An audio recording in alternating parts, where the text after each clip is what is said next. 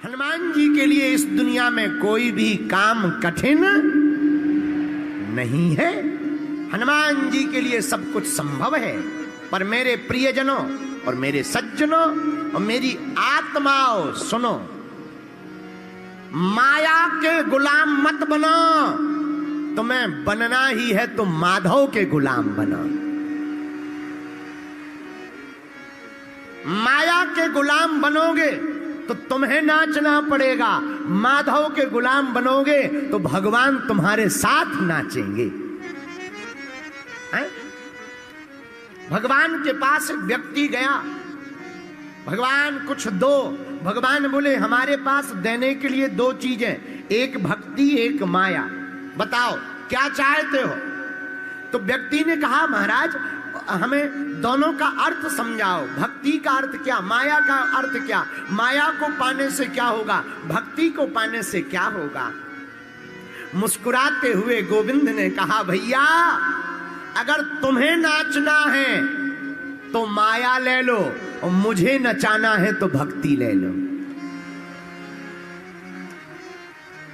अगर मुझे नचाना तो भक्ति ले लो और मेरे पागलो, बात बिल्कुल सही है। माया के पुजारी बनोगे तो तुम्हें चिंता करनी पड़ेगी और भगवान के पुजारी बनोगे तो भगवान को चिंता करनी पड़ेगी।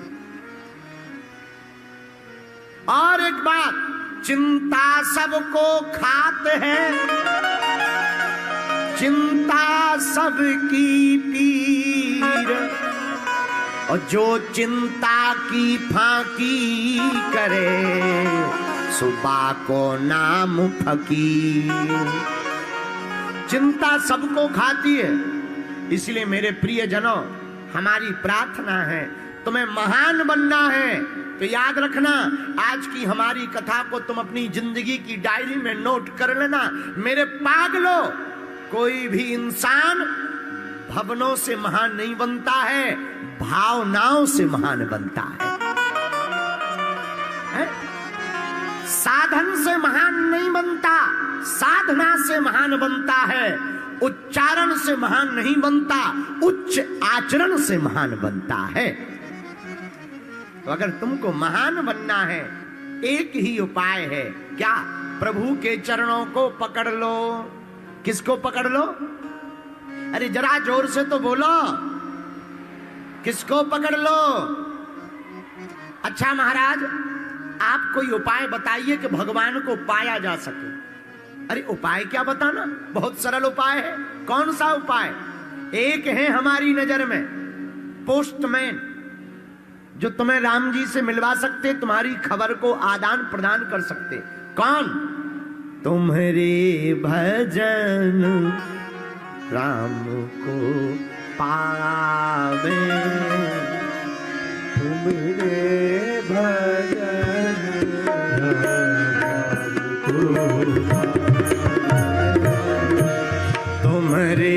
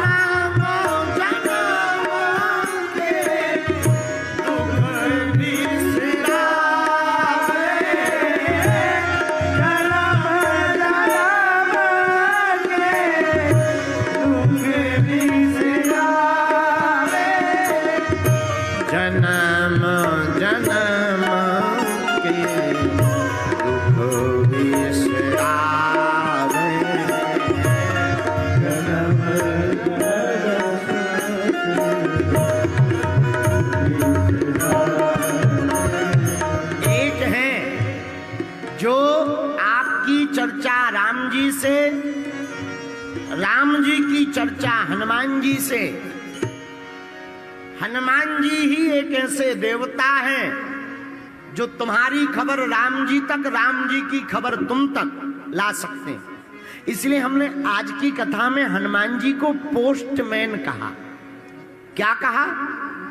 बोलो बोलो बोलो। पोस्टमैन। पोस्टमैन का काम क्या? खबर लाना और ले जाना। हनुमान जी का यही काम है। खबर लाना ले जाना। कोई भी भक्त रोता हुआ दिखाई देता राम जी के लिए, राम राम राम राम राम राम कहता हुआ, हनुमान जी राम जी के पास जाकर कह देते सरकार अपना है। और हनुमान जी का सपोर्ट लगाने के बाद भगवान फिर गुण अवगुण नहीं देखते, उसको अपने गले लगा लेते हैं। महात्मा जिसका सपोर्ट कर दें, परमात्मा उसी को अपना बना लेते हैं। यही स्वभाव है श्री हनुमान जी महाराज का। इसलिए हमने कथा में, आज की कथा में सूत्र दिया, तुमरे भजन राम को पावे। हनुमान जी महाराज राम जी से मिलाने का सबसे बढ़िया सेतु है। सेतु मतलब पुल। बोलो जय सिया राम। जोर से बोलो, और जोर से बोलो, बुरा ना मानना।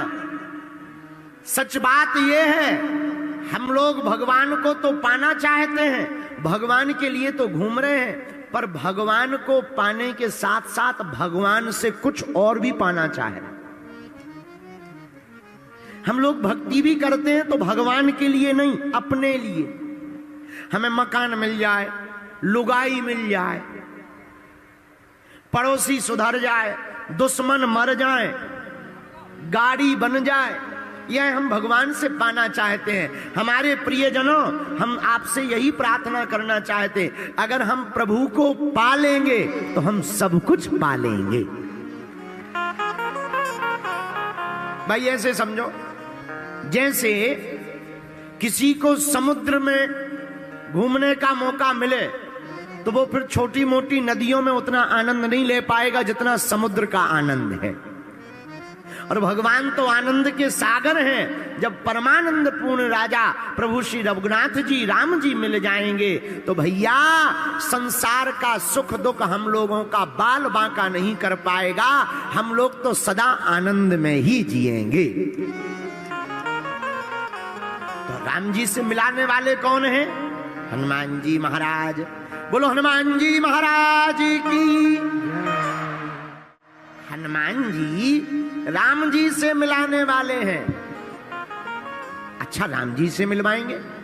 परम पूज्य श्री हनुमान प्रसाद पोद्दार जी अपनी पुस्तक भक्त राज हनुमान में कहते हैं कि हनुमान जी पोस्टमैन हैं।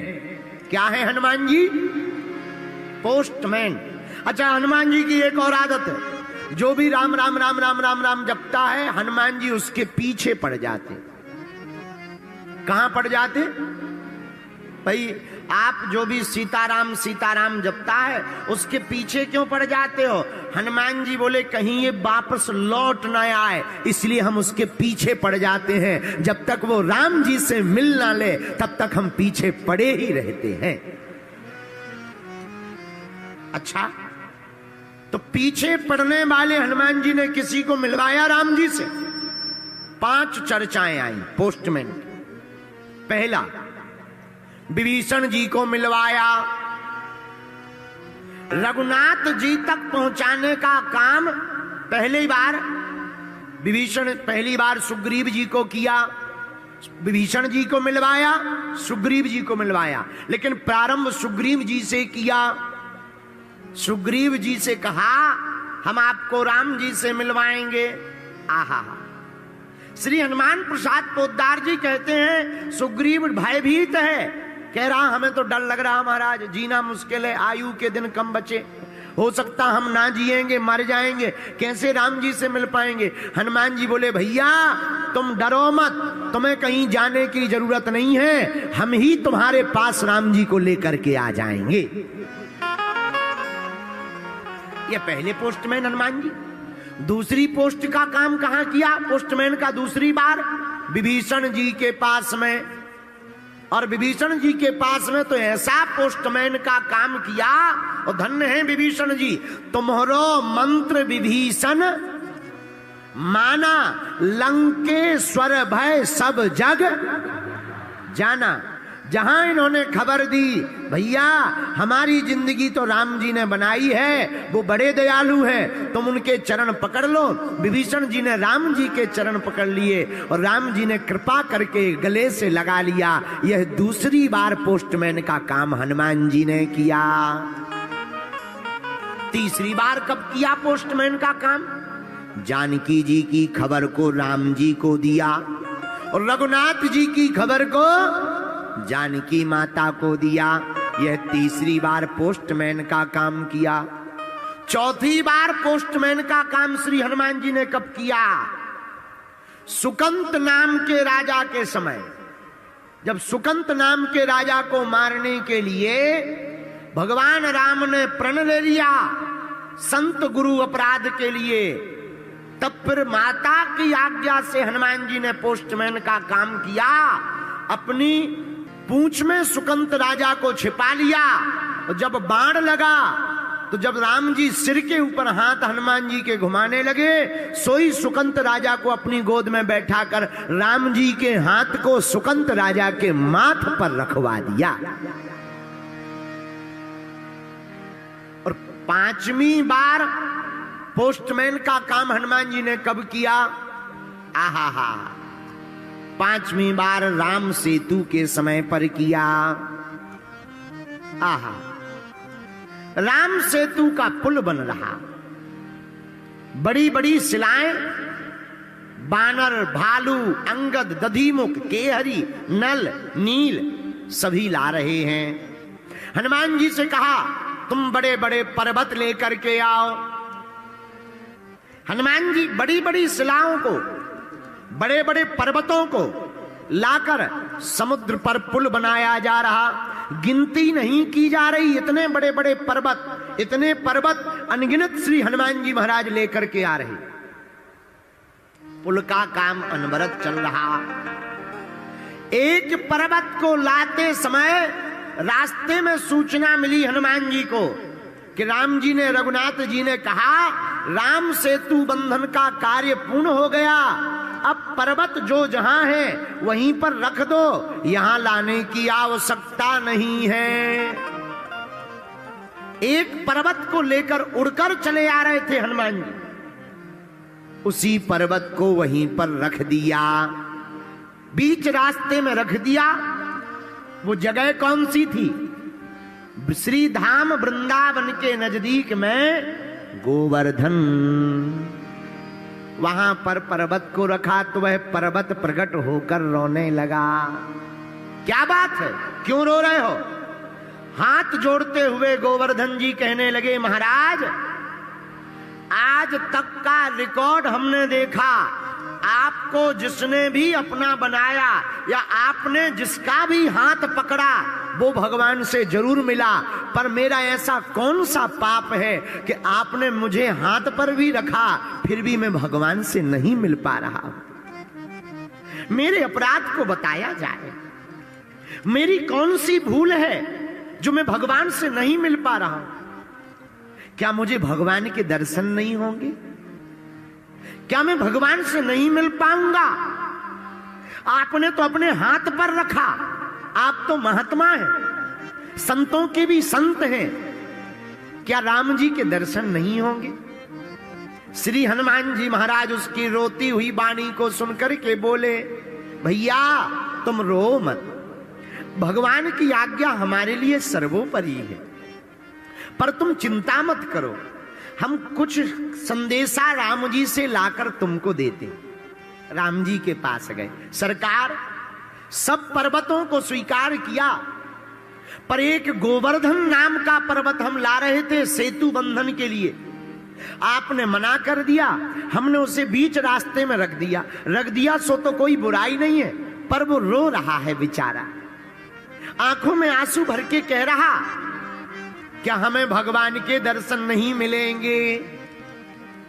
राम जी बोले, भैया हनुमान, सेतु बंधन का काम तो पूरा हो गया, लेकिन अगर वह पर्वत रो रहा और तुमने उसे अपने हाथ पर रखा तो तुमने तो अपने हाथ पर रखकर अपने सम में रखा होगा, जाकर के तुम वचन दे आओ, हम द्वापर युग में जब श्री कृष्ण अवतार लेकर के आएंगे उस पर्वत को दर्शन भी देंगे और अपनी उंगली पर उठाकर अपने सिर पर रखेंगे। हम सम में नहीं, तुम महात्मा हो, और महात्मा जिसे स्वीकार कर ले उसे हम सिर पर रखेंगे। हनुमान जी की आंखों से आंसू आ गए। आहा, गोवर्धन पर्वत के पास आए, भैया तुम्हारे भाग्य खुल गए। क्या भाग्य खुल गए महाराज? क्या राम जी ने हमें बुलाया है? नहीं नहीं नहीं, जाना तो कैंसिल हो गया, टिकट तो कैंसिल हो गई, फ्लाइट बुक हो गई, जाना कैंसिल है, तो क्या हमें दर्शन नहीं मिलेंगे? अरे नहीं भैया, वचन दे दिया रघुनाथ जी ने। क्या बोले? द्वापर युग में जब वह कृष्ण अवतार लेंगे तब एक दिन नहीं, एक घड़ी नहीं, 7 दिन तक तुम्हें सरकार के दर्शन होंगे और अपनी अंगुली पर तुमको धारण करेंगे। वह पर्वत भी बड़े गदगद हो गए। इस कथा से सिद्ध होता है मेरे प्रियजनों, मेरी आत्माओं, महात्मा जिसको गले लगा ले उसे परमात्मा भी गले लगा लेते हैं। और हनुमान जी जिसकी बाह पकड़ ले उसे राम जी प्राप्त हो जाते हैं। बोलो जय बजरंग बली, जोर से बोला। तो हनुमान जी महाराज की कथा क्यों आवश्यक है? क्योंकि हनुमान जी हैं पोस्टमैन। क्या है हनुमान जी? पोस्टमैन। हनुमान जी का काम क्या? भक्त की कथा, भक्त की खबर भगवान को देना, भगवान का संदेशा भक्त को देना। इसीलिए कलयुग में तुम्हें राम जी के, शंकर जी के मंदिर मिले या ना मिले, पर हमारे बजरंग बली के मंदिर जरूर मिल जाएंगे। इसलिए कलयुग में इनकी बड़ी महिमा है। इसलिए भैया, अगर भारत के लोग और भारत के युवान और भारत में रहने वाले प्रियजन अगर हनुमान जी की भक्ति करते हैं और हनुमान जी का चरित्र जीवन में उतारेंगे तो हम दावे के साथ कह सकते हैं भारत को विश्व गुरु बनने से कोई नहीं रोक सकता। बोलो जय सिया राम, जोर से बोलो। हनुमान जी के लिए कोई भी काम कठिन नहीं है। कवन सुकाज कठिन जय गोहाई, कवन सुकाज कठिन जय गोहाई, जो नहीं हो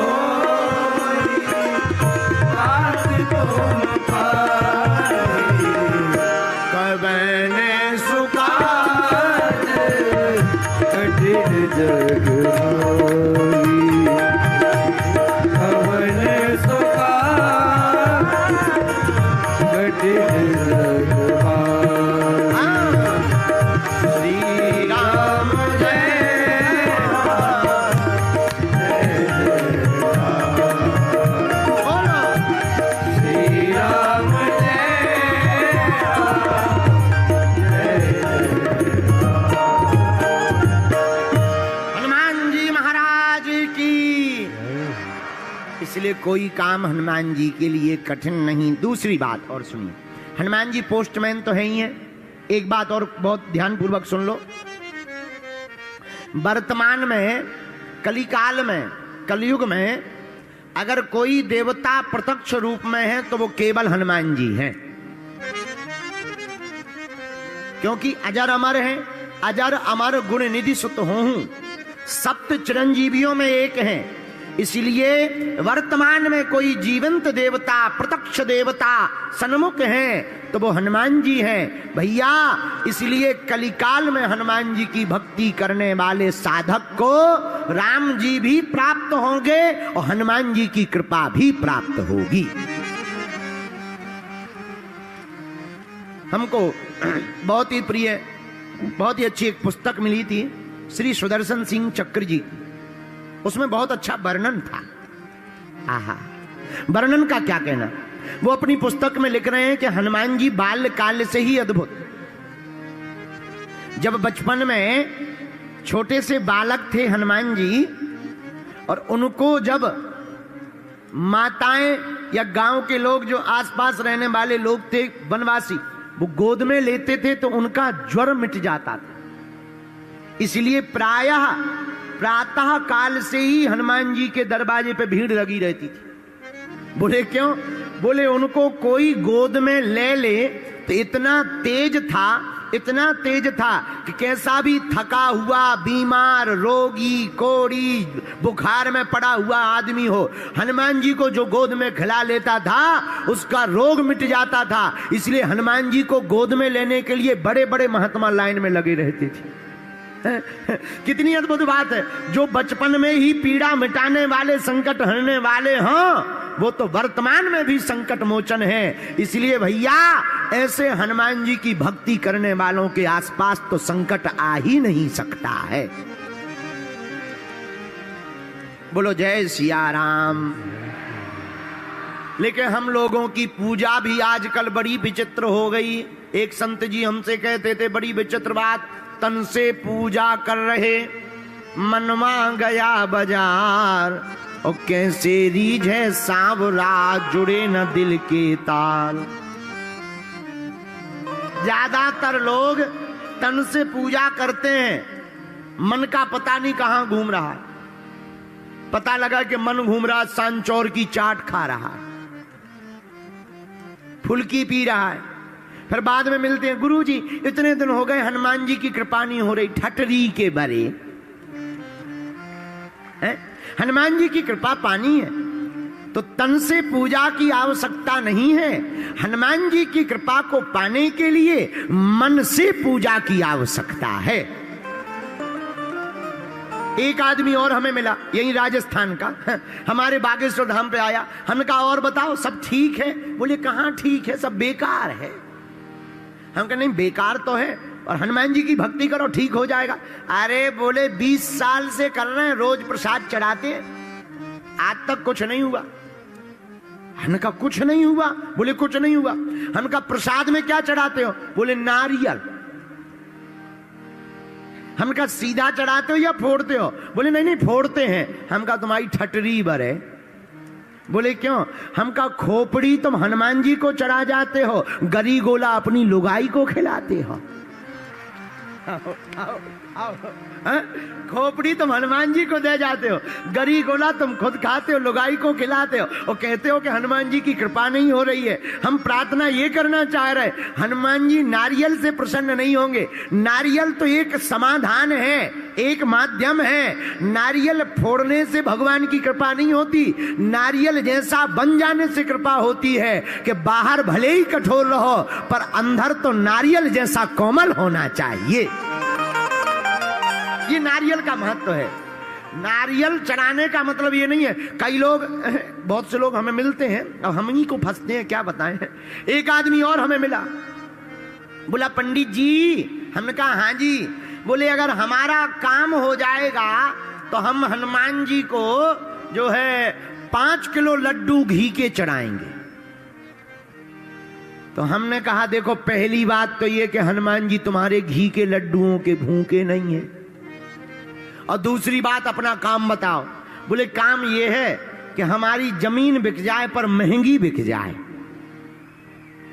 हम कहा हनुमान जी को अगर जमीन ही बिकवानी होगी और महंगी बिकवानी होगी, तुम्हारी क्यों बिकवाएंगे, हमारी नहीं बिकवाएंगे। अरे हनुमान जी की कृपा अनुबंध से नहीं होती कि आप भगवान से कॉन्ट्रैक्ट करो कि तुम ऐसा कर दो भगवान तो हम ऐसा कर देंगे, तुम हमारा ऐसा काम कर दो तो हम झंडा चढ़ाएंगे, तुम हमारा ऐसा काम कर दो तो हम दंड भरते आएंगे, तुम हमारा ऐसा काम कर दो तो हम मंदिर बनाएंगे। अरे हनुमान जी की कृपा अनुबंध से नहीं होती, हनुमान जी की कृपा तो संबंध से होती है।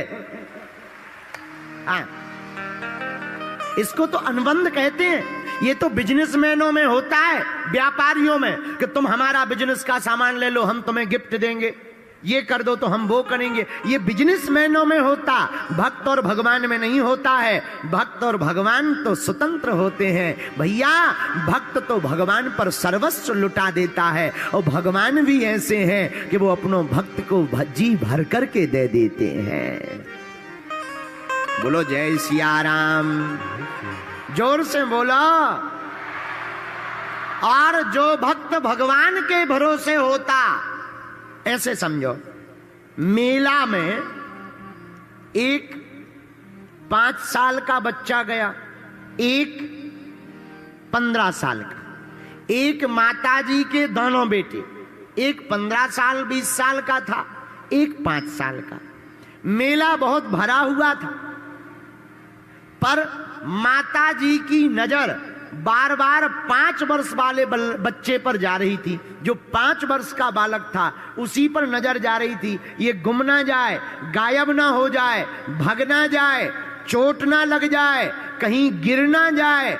बार बार हाथ पकड़कर 5 वर्ष के बच्चे को माताजी कभी गोद ले लें, कभी उंगली पकड़ लें, कभी सिर पर हाथ रख ले में। क्यों? क्योंकि 15-20 वर्ष का बच्चा तो सब अपने मन से करेगा, पर 5 वर्ष का बच्चा तो अपने मन से नहीं कर पाएगा, उसकी चिंता मां को होती है। उसी प्रकार भैया, तुम ज्ञानी बनोगे तो तुम्हें स्वयं सब कुछ करना पड़ेगा, और तुम ध्यानी बनोगे तो तुम्हारी परवाह भगवान को करनी पड़ेगी। कल हम लोग कमरे में बैठे बैठे परम पूज्य श्री बक्सर वाले मामा जी की चर्चा कर रहे थे।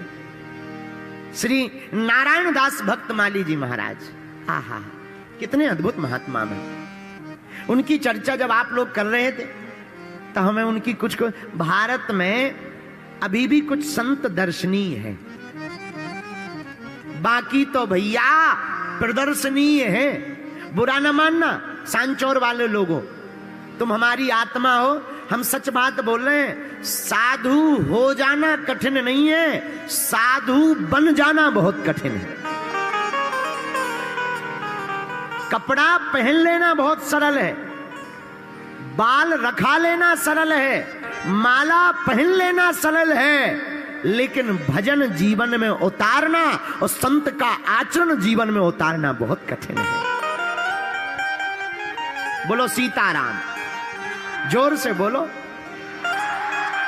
अभी भी अपने भारत में परम पूज्य जैसे पथमेड़ा वाले श्री गौरशी मनीषी परम पूज्य श्री दत्त शरणानंद जी महाराज, क्या अद्भुत विभूति है। कभी फोटो टीवी पर नहीं आती, कभी फोटो नहीं खिंचवाते, कभी स्पर्श नहीं करवाते। क्या नियम है, क्या परंपराएं हैं। भारत में कुछ ही महात्मा हैं जो दर्शन करने योग्य हैं। आज ही आते समय हमारी बात बरसाने वाले परम पूज्य श्री विनोद बाबा जी से हो रही थी। आहा, क्या विभूति है। श्री राधा रानी जी की कितनी अद्भुत भक्ति है। बात करते करते ही उनके नेत्र सजल हो जाते। 18 घंटे श्री राधा रानी जी का भजन करते, एक ही झोपड़ी में पड़े रहते, ब्रज छोड़कर कहीं बाहर नहीं जाते। भैया, ऐसे संतों का भारत में अब होना बड़ा कठिन है।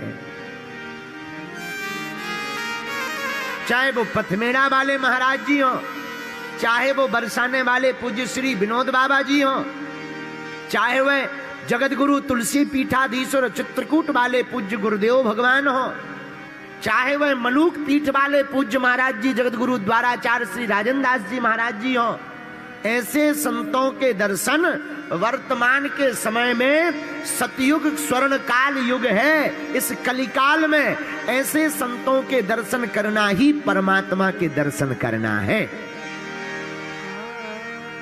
बोलो जय सिया राम। तो हम आपको बता रहे थे कि भगवान को चिंता होती है, तो मामा जी का एक वाकिया है। जिन संत के बारे में हम बता रहे, उनका शरीर तो नहीं है पर वो आज भी है। बिहार प्रांत के बक्सर जिले में पांडेपट्टी नामक गांव में आपका जन्म हुआ था, श्रीमन नारायण चतुर्वेदी जी के यहां। आहा, बड़े अद्भुत महात्मा। गुरुजी ने इनका नाम श्री नारायण दास भक्त माली जी रखा। होमगार्ड की नौकरी करते थे। नौकरी छोड़ दी और गीतों को संगीतों को गा गा कर मंदिरों में जाकर के भगवान के भजन सुनाने लगे। आर्थिक स्थिति ठीक नहीं थी। भक्तमाल जी की कथा पढ़ने के लिए वृंदावन आना था। तो यह पटना रेलवे स्टेशन पर गए।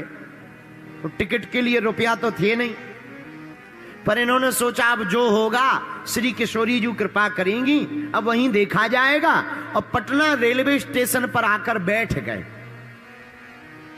अब टिकट है नहीं, कैसे जाएं? महात्मा आदमी कहीं टीसी पकड़ ले, बेइज्जती कर ले, जेल में डाल दे, अच्छा नहीं लगेगा। वहीं एक कोने में रेलवे स्टेशन पर बैठकर आंखों में आंसू भरकर रोने लगी। श्री किशोरी जी को प्रणाम करने लगे और आंखों में आंसू भरकर रोने लगे।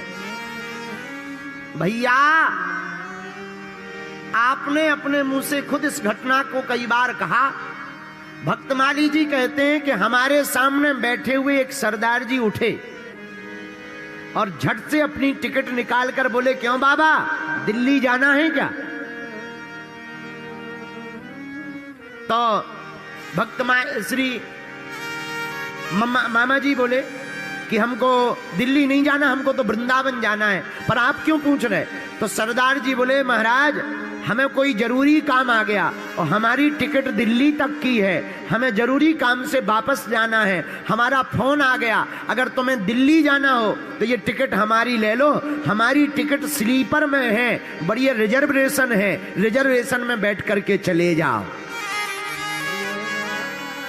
मामा जी कहते हमारी आंखों से आंसू आ गए।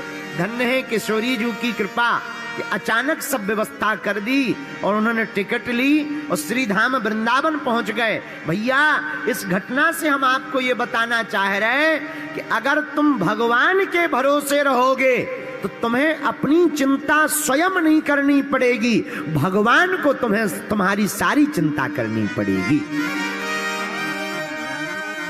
आपकी चिंता भगवान की हो जाएगी, आपका काम भगवान का काम हो जाएगा, आपकी पीड़ा भगवान की पीड़ा हो जाएगी। और सांचौर के पागलों, मेरी आत्माओं, हम हाथ जोड़ करके तुमसे प्रार्थना करके कहना चाह रहे, अगर तुम हनुमान जी के हो जाओगे तो तुम्हारी चिंता तुम्हारी नहीं, हमारे वीर बजरंगबली की हो जाएगी।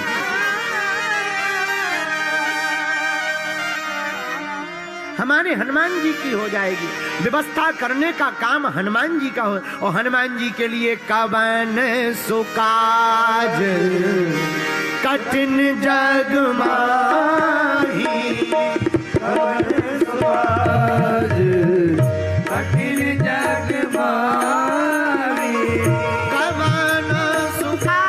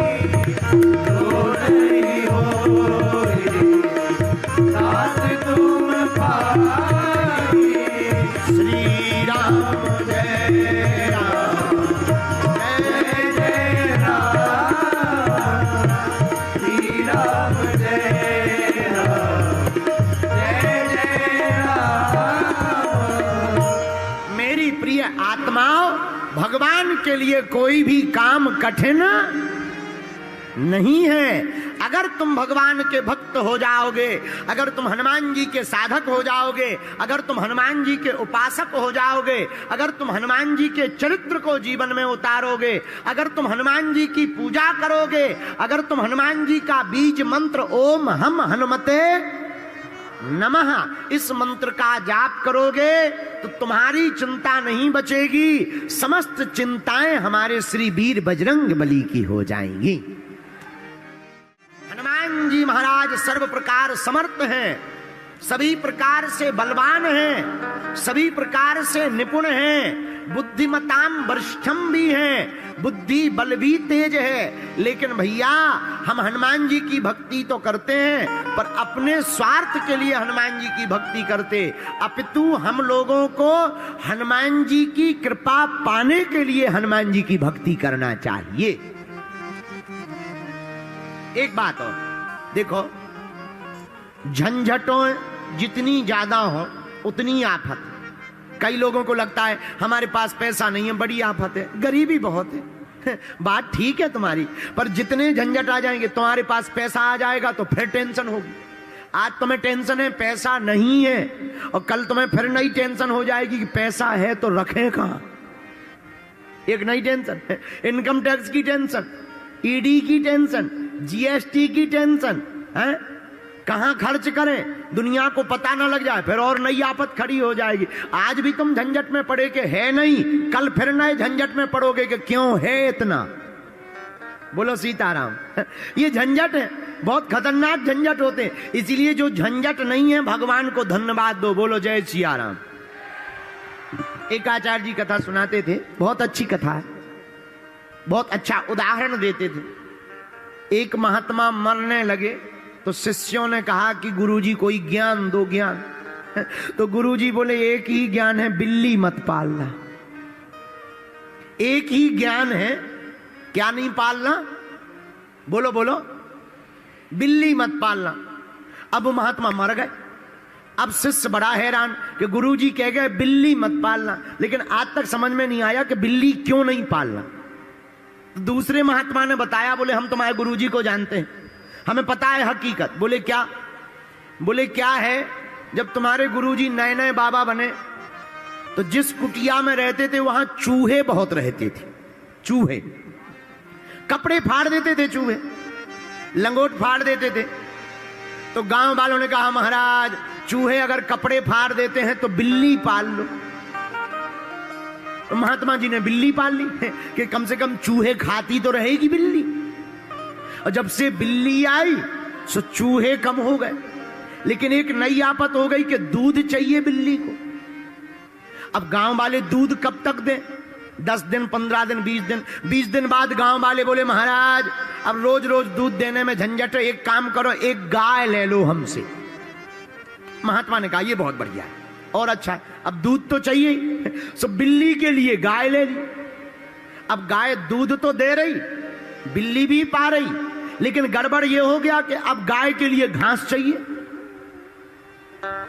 गांव वालों ने 2-3 महीना घास दी, पर गांव वाले बोले महाराज वैसे हम कब तक घास देंगे तुम्हारी गाय को, एक काम करो हम लोगों से तुम 2 एकड़ जमीन ले लो, अपनी घास उगाओ, गाय को चराओ। महात्मा ने कहा कि यही ठीक है, अब गाय रखनी है, बिल्ली भाई बिल्ली रखनी है तो गाय चाहिए, और गाय रखनी है तो घास चाहिए, तो 2 एकड़ जमीन ले ली। अब जमीन में महात्मा अब चारा काटें कि भजन करें?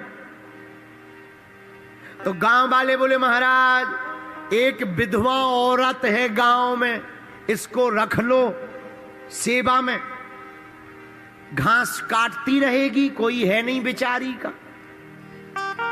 महात्मा बोले ये बात ठीक है, बेसहारा को सहारा देना चाहिए। महात्मा ने बेचारी विधवा को रख लिया।